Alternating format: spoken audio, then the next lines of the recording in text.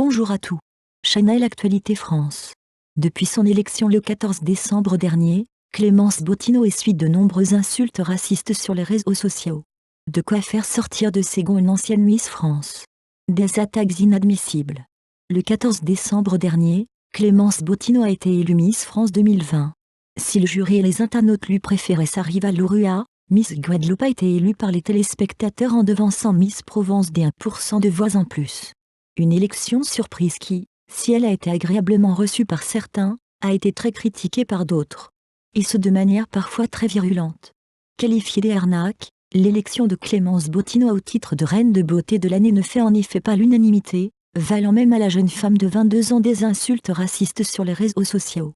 De quoi faire sortir Corinne Comon de ses gonds. Miss France 2003 dénonce en effet une violence inouïe, très dure à vivre, explique-t-elle à France Info Outre-mer. Miss Guadeloupe 2002, l'ex-reine de beauté sait également de quoi elle parle, puisqu'après son sacre, elle a elle aussi été la cible d'attaques racistes. Corinne Comon déplore également les agissements de la fachosphère sur Twitter, qui attaque très régulièrement les personnalités du monde politique ou artistique. Heureusement, Clémence Bottineau, déjà très prise par ses activités de Miss France, n'a pas le temps de s'attarder sur les réseaux sociaux. Et surtout l'équipe Miss France la protège et la préserve, ajoute Corinne Comon. Le racisme contre les Miss France n'est pas un phénomène nouveau.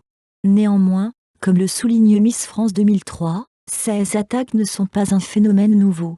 En effet, en tant que Miss Noire, Clémence Bottineau n'est pas la seule à être victime de ce genre d'attaque.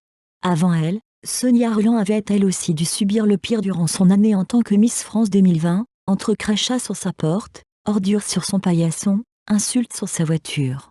Si à l'époque ces attaques étaient passées sous silence car elle ne voulait pas donner de l'importance à une poignée d'ignorants racistes, aujourd'hui, à l'ère des réseaux sociaux, impossible de ne pas y prêter attention. Plus récemment, Flora Coquerel, Miss France 2016, d'origine béninoise par sa mère, avait elle aussi été victime de racisme, tout comme Alicia Ely, sacrée l'année suivante.